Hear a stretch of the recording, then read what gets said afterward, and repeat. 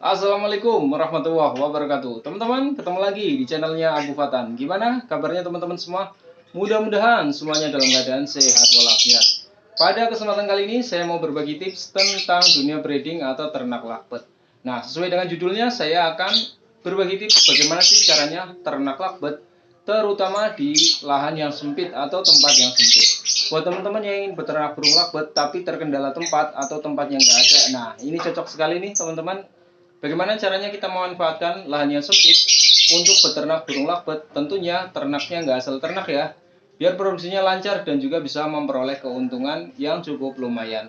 Oke teman-teman, jangan kemana-mana, ikutin terus channel ini, mudah-mudahan ada manfaatnya. Jangan lupa subscribe, like, dan komen. Nyalakan loncengnya biar kalian tahu setiap kali saya mengupload video terbaru. Langsung saja kita praktekkan. Kandangnya kebetulan ada di belakang. Cekidot.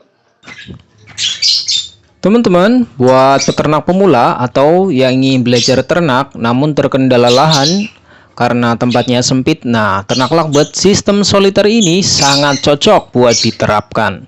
Kenapa? Karena ternak lovebird sistem soliter ini cukup hanya menggunakan kandang kotak saja.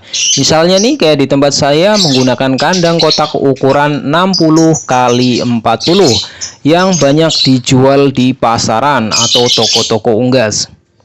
Teman-teman bisa memasang kandang kotaknya dengan cara ditempel ya, kayak saya ini, di dinding di sekitar rumah kita atau di tempat-tempat yang ada space kosong. Jadi intinya tidak perlu lahan yang luas, bahkan teman-teman bisa menumpuk untuk menghemat tempat. Ini kayak di tempat saya, kebetulan ada space sekitar 2,20 meter, saya manfaatkan buat beternak burung lovebird dengan menggunakan kandang kotak atau sistem soliter dengan cara ditempel. Nah, bagi teman-teman yang ingin belajar ternak lovebird, cukup dengan satu kandang kotak saja dulu nih, dan juga sepasang lovebird. Dengan menggunakan kandang kotak dan sepasang burung lovebird sudah cukup untuk modal awal beternak burung lovebird. Yang paling penting, kita tahu cara perawatannya sehingga bisa berproduksi lancar walaupun ternaknya hanya menggunakan kandang kotak dan juga di tempat yang sempit. Intinya kalau kita tahu caranya, pastinya ternak lovebird kita akan menghasilkan untung yang cukup lumayan nih teman-teman. Dengan menggunakan sistem soliter ini, lovebird lebih fokus dalam melakukan kawin atau berkembang biak bila dibandingkan dengan ternak lovebird sistem koloni atau dicampur. Karena kalau sistem kandang kotak kayak gini, tidak ada yang mengganggu bila dibandingkan dengan ternak lovebird sistem campur atau koloni, teman-teman. Sistem soliter ini juga lebih mudah dalam proses pengontrolan karena kandang yang kecil ini lebih gampang untuk dikontrol. Contohnya apabila lovebird sakit, lovebird bertelur, ataupun kalau lovebird sudah menetas ya, kalau kita mau mengontrol anakannya jauh lebih mudah bila dibanding dengan kandang koloni atau dicampur. Dengan kandang kotak seperti ini juga, lovebird lebih aman dari bahaya penyakit yang sering menyerang lovebird seperti penyakit snot yang rawan sekali dan sangat menular. Kalau ternak sistem koloni atau dicampur, apabila ada lovebird yang terkena snot atau sakit, maka yang lain juga akan terkena sakit. Kalau sistem kotak kayak gini, lebih mudah dalam pengontrolannya ya teman-teman. Nah, sekarang saya akan membagikan tips ternak lovebird di tempat yang sempit dengan sistem kandang kotak ya teman-teman. Intinya biar lovebirdnya cepat bertelur. Yang pertama yaitu faktor kebersihan kandang harus dijaga nih. Kandang harus dibersihkan kayak gini nih, minimal 2 kali sehari nih. Karena banyak kotoran yang sudah menumpuk, baik sisa-sisa makanan maupun kotoran burung lovebird tersebut. Apabila tidak dibersihkan, maka rawan penyakit yang menular dan juga kesehatan lovebird akan terganggu.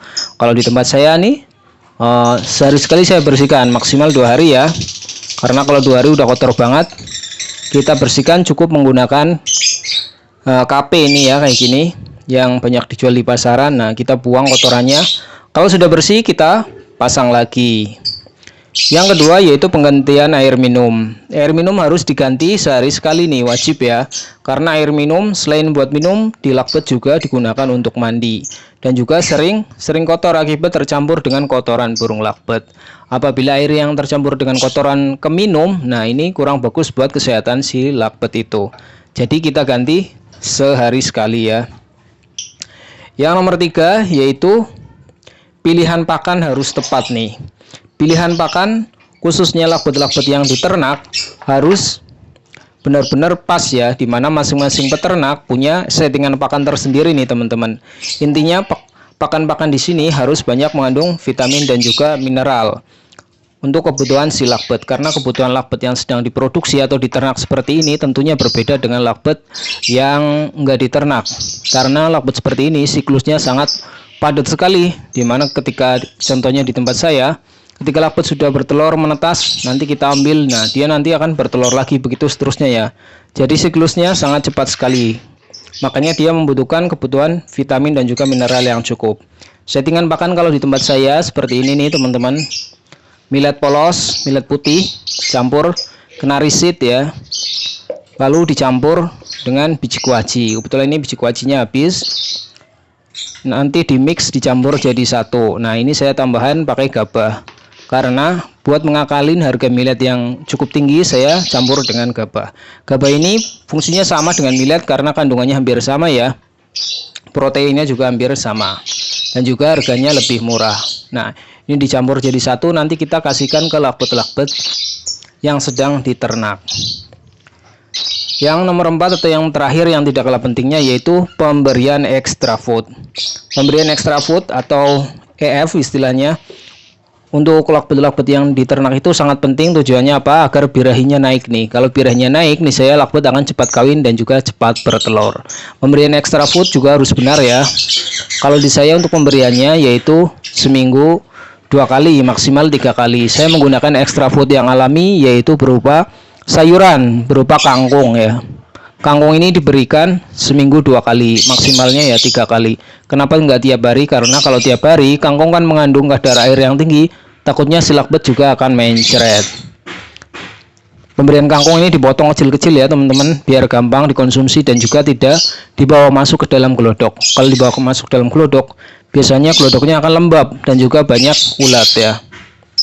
Kangkung ini sangat penting agar lakbet birahinya naik dan juga cepat bertelur. Oke ya teman-teman, itu dia. Intinya kita hanya menggunakan kandang yang sempit, kandang kotak dan juga tempat yang terbatas, tapi bisa untuk beternak burung lakbet. Intinya kalau kita tahu caranya, insya Allah produksi juga akan lancar ya.